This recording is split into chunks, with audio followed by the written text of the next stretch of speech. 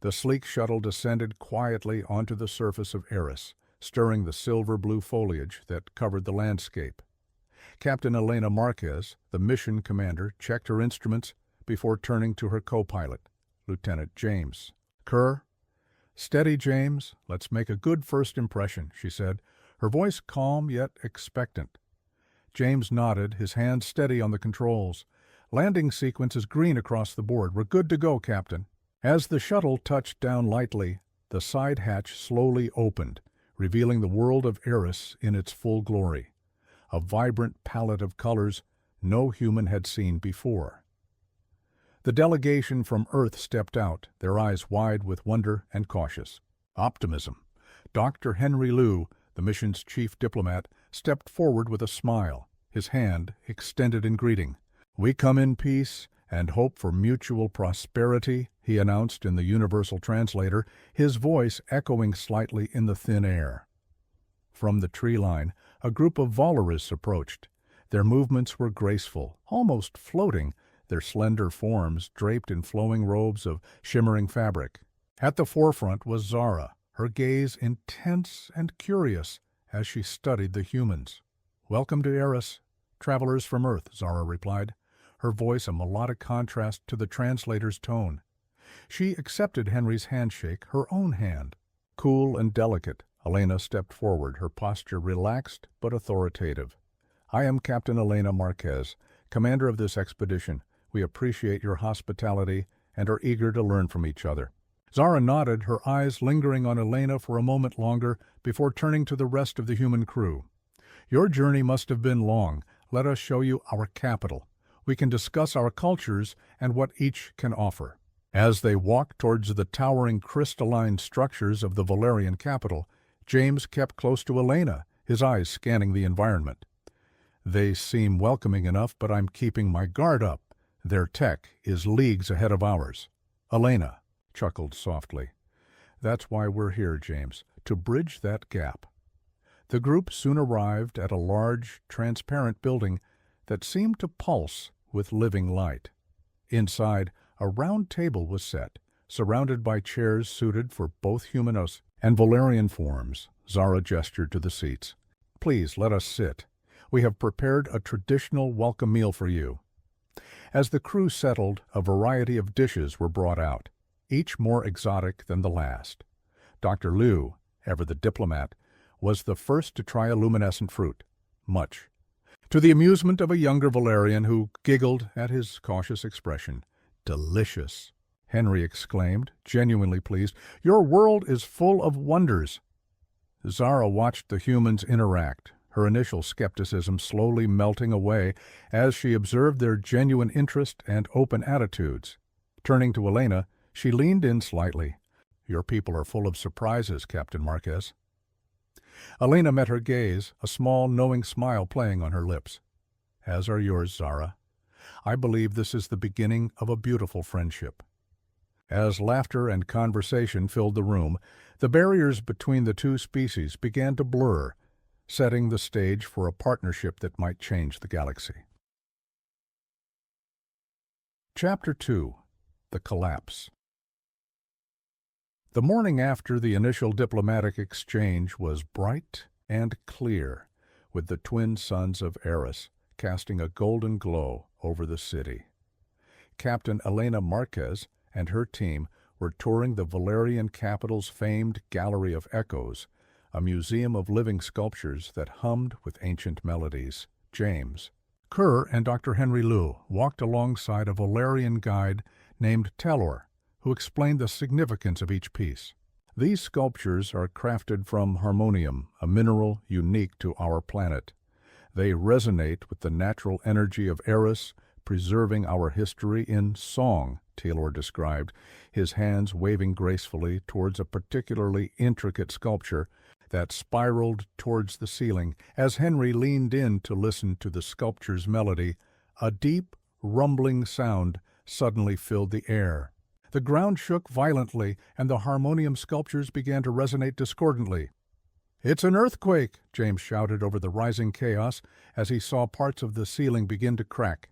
"Everyone, out now!"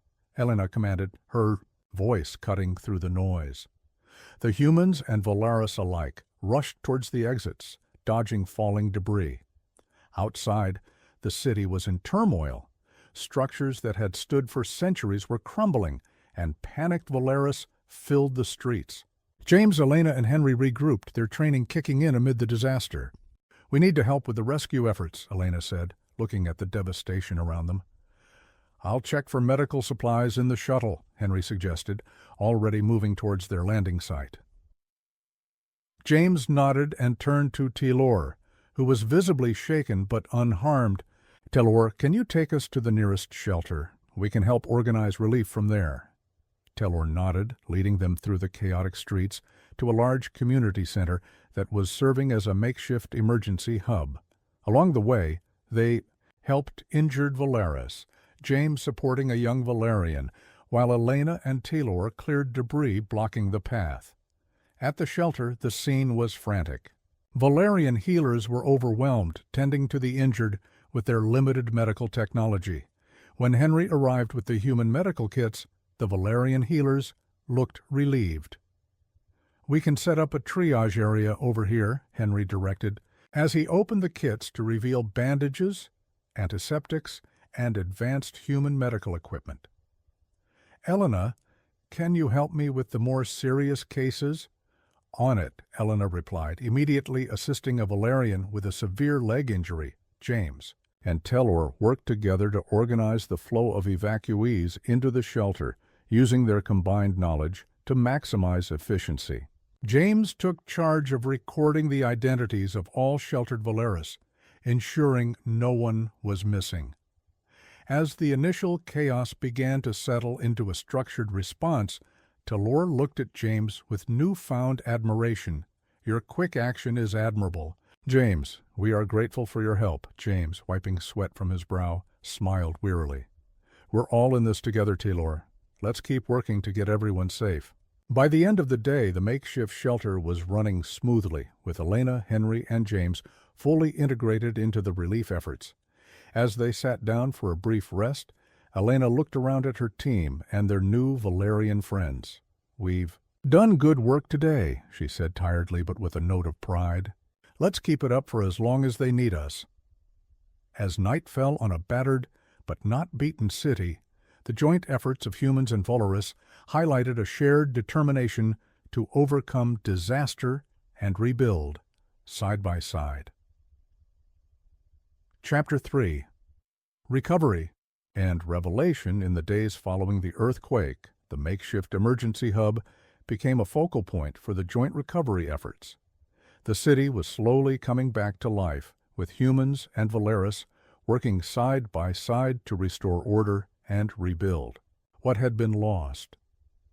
Elena and her team were up early each morning, planning the day's operations. James Kerr, Dr. Henry Liu, and a Valerian engineer named Soren were tasked with assessing the structural integrity of key buildings. "This building's framework is still solid, but the energy conduits are shot," Soren explained, pointing to the schematics on his tablet. "We need to reroute the power to ensure the hospital can function properly." Henry, who had some experience with alien technologies, nodded thoughtfully. "We can adapt some of our generators to work temporarily. Let's get that set up today." James, meanwhile, coordinated with other Valerian teams across the city. "How many more shelters do we have up and running?" he asked over the communicator. 4. "New ones since yesterday," replied a Valerian voice. "And thanks to your supplies, we're holding up well." As they worked, Elena joined a group of Valerian children who were drawing and painting among the ruins, an initiative by a Valerian therapist named Lyra to help them process the trauma. "Captain Marquez, would you like to try?" Lyra offered, handing her a piece of charcoal. Elena smiled and took a seat among the children. "What should I draw?" "Draw your home," one small Valerian suggested. As Elena sketched, she listened to Lyra speak softly to the children. "It's important to remember and share. It helps us heal and build new memories."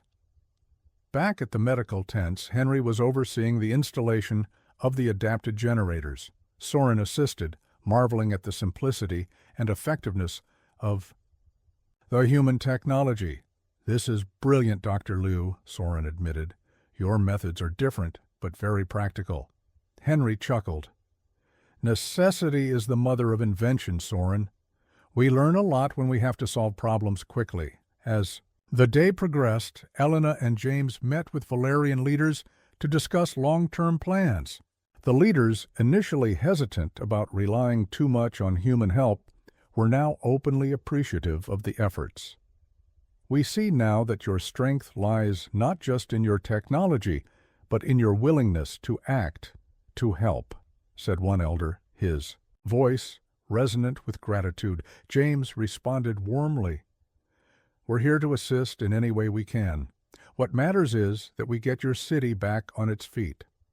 In the evening, as they all gathered for a communal meal, the atmosphere was lighter than it had been in days.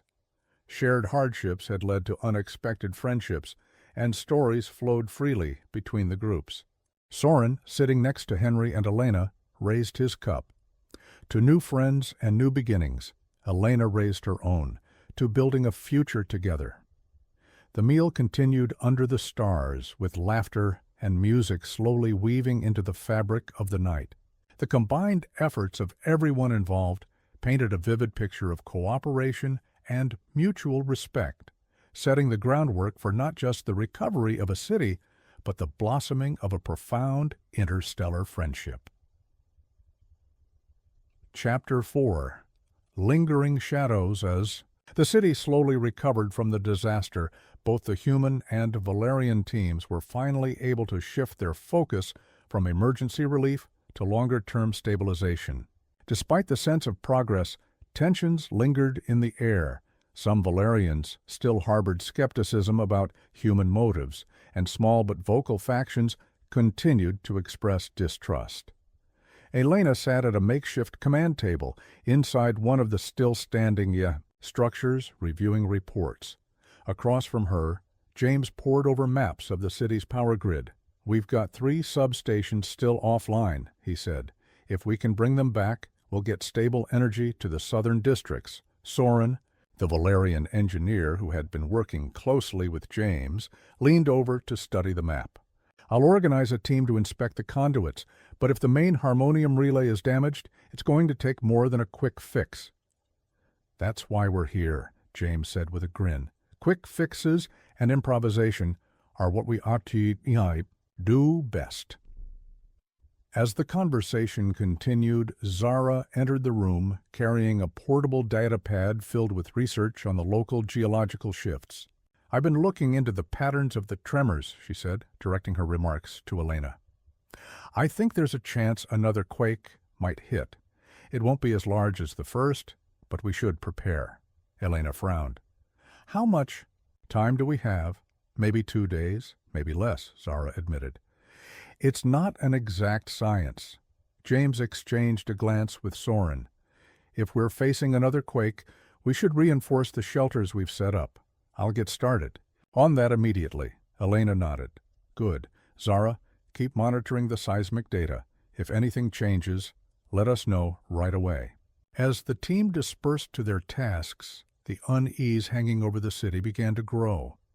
That evening, while James and Soren supervised the fortification of the shelters, Zara joined Elena on a balcony overlooking the city. The crystalline towers that remained standing gleamed faintly under the twin moons. This place must have been incredible before all this, Elena said, her voice low. It was, Zara replied. It's still home, though, no matter how much it changes. They stood in companionable silence for a moment before Zara spoke again. You know, Captain, when I first met you and your crew, I thought humans were chaotic, unpredictable.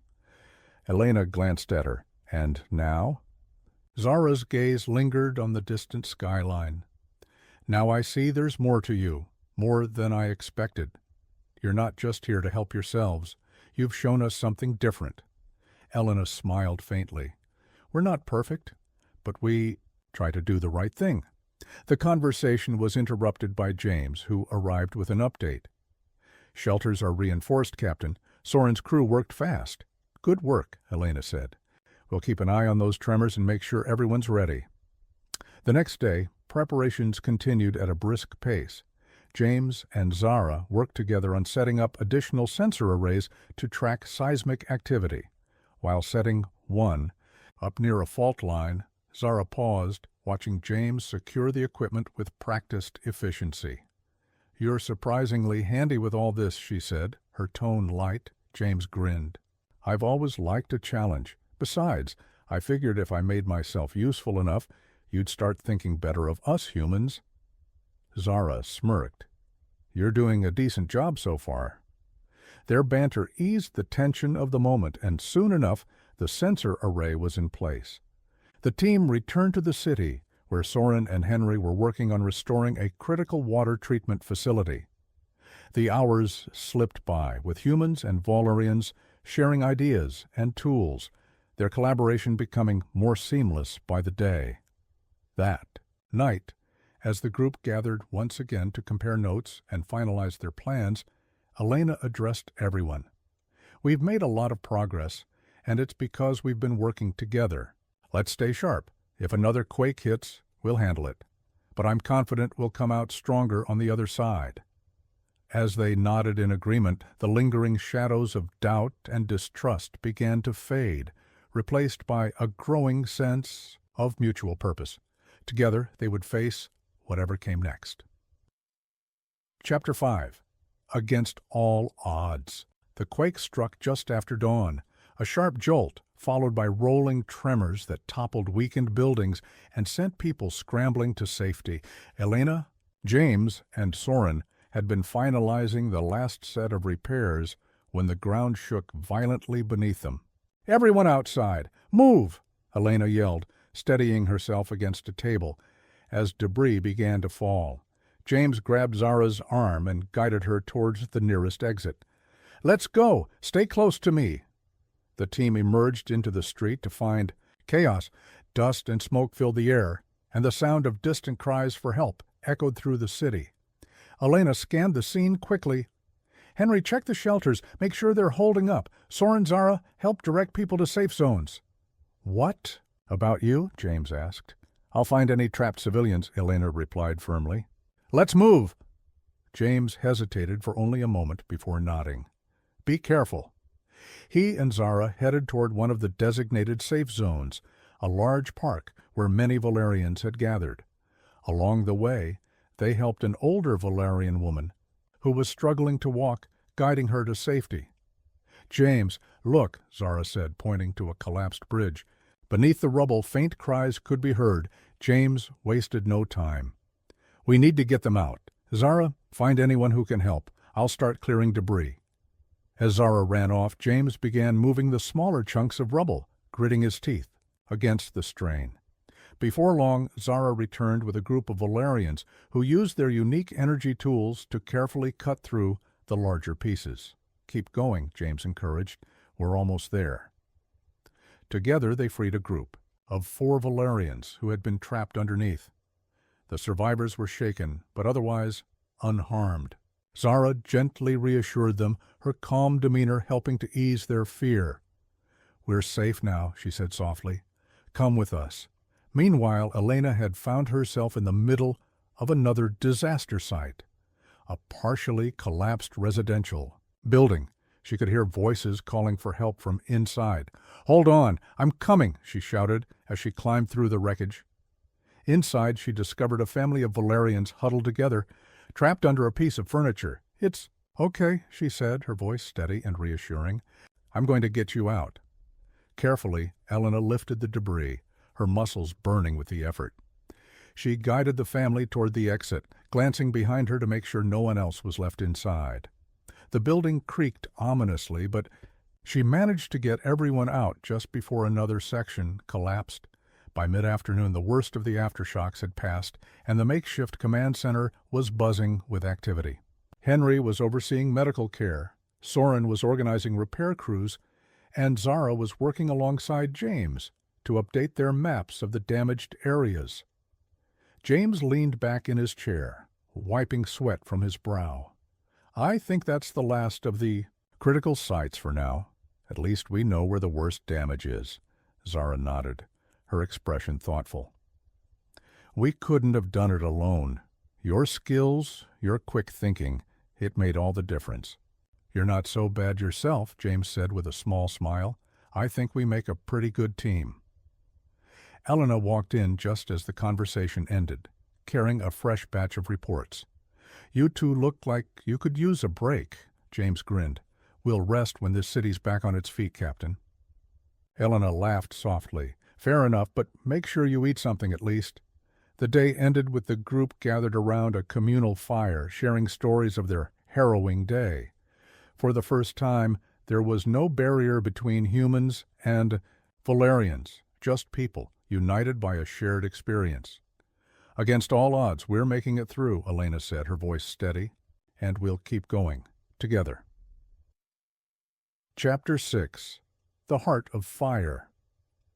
The early morning air was unusually still as the human and Valerian teams prepared to move out. The tremors had finally subsided, leaving behind a fractured cityscape that told the story of the quake's destruction. James and Soren were standing near a power junction, discussing their next steps, when Zara approached. Captain Marquez wants everyone at the central hub, Zara said. We're regrouping before we attempt to restore the energy relay. Soren glanced at James and nodded. Let's head there now. When they arrived, Elena was standing over a large map display, pointing to a key energy node in the northern district. The relay here is still offline, and without it, we can't get stable power to the entire southern grid. We're going in to fix it.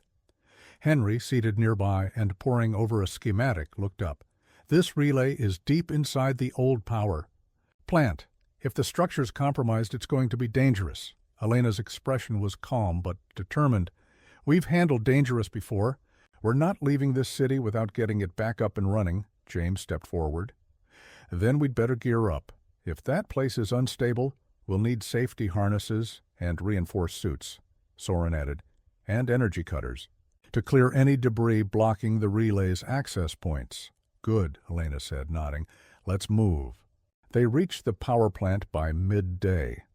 The facility was a sprawling complex of crumbling metal and cracked harmonium conduits, its once bright corridors now dim and filled with rubble. Zara was tasked with monitoring seismic activity from a portable scanner while Elena, James, Soren, and Henry went inside. This is like walking through a maze, James muttered, as they navigated through twisted hallways. It's worse than I thought, Soren said, pointing at a collapsed section. Ahead. The main access tunnel is completely blocked. We'll have to find another way. Let's split up, Elena suggested. James, you go with Zara and Soren. Henry, you're with me. Stay in contact and don't take any unnecessary risks. James gave her a wry smile. Don't worry, Captain. We'll keep it boring. He and Zara followed Soren down a side corridor, using their portable lights to guide the way. The further they went, the more unstable the structure felt, with occasional groans of metal underfoot. At one point, Zara paused to check her scanner. We're getting close to the relay chamber, she said. But I'm picking up micro-tremors. This place might not hold. James glanced at Soren. Let's make it quick. They reached the chamber and found the relay. It was intact, but barely. The harmonium conduits were cracked, and the energy core was flickering. Soren knelt down and began inspecting the connections, while James helped Zara set up a portable stabilizer. We can't fully repair it here, Soren said after a few moments, but we can reroute the energy flow to a secondary core and get it operational for now. James handed him a set of tools. Just tell us what you need. Meanwhile, Elena and Henry had found another access point to the relay chamber. As they worked their way through the debris, Henry's communicator buzzed. We've located the relay, Soren's voice came through. We're attempting a reroute. It should hold if we can stabilize the secondary core. Understood, Elena replied. We're on our way to you. When the two groups finally met at the relay chamber, Soren had just finished the reroute. The core began to glow steadily, and the lights in the surrounding area flickered back on. Not bad, James said, clapping Soren on the shoulder. You're not just an engineer, you're a magician, Soren gave a small smile. Just doing what I can. But before they could celebrate, the ground shuddered. Zara's scanner beeped loudly. "It's a strong micro-tremor," she called.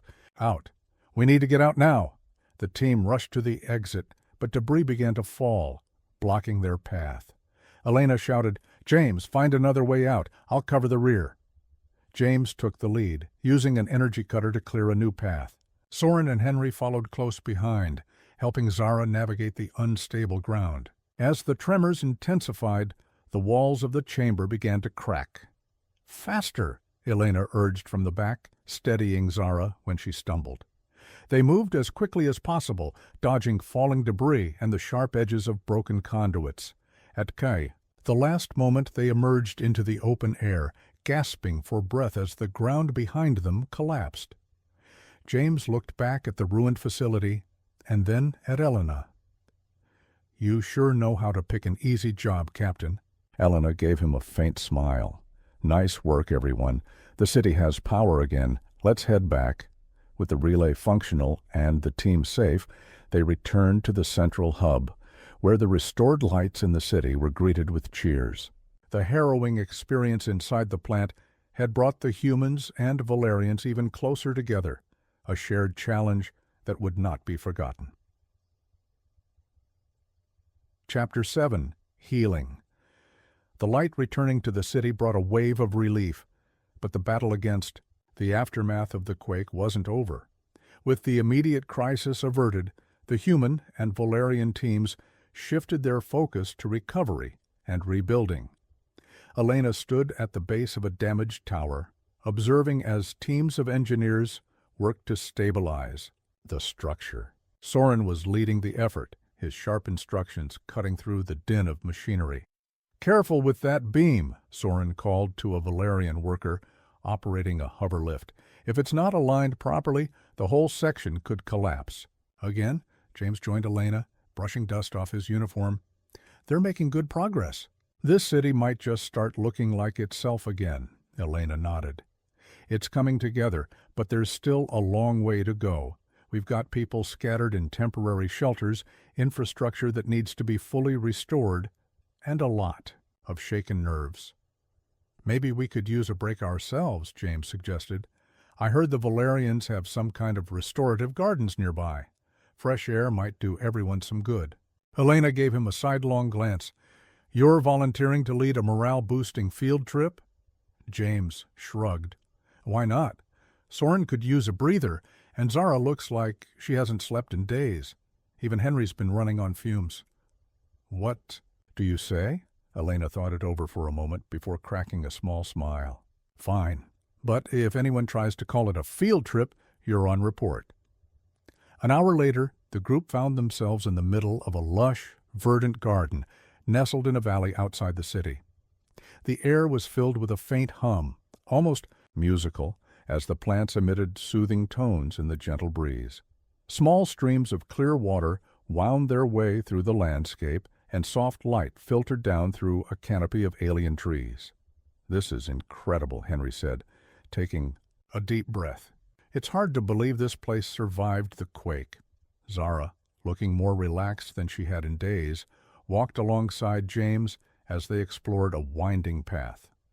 "These gardens are designed to be self-sustaining," she explained. "The harmonium in the soil helps them regenerate. It's why they've been a sanctuary for our people for generations." James bent down to examine a flower that seemed to shimmer like liquid silver. "Never seen anything like this. No wonder you all come here to recharge." Soren, who had been walking ahead, turned back to address the group.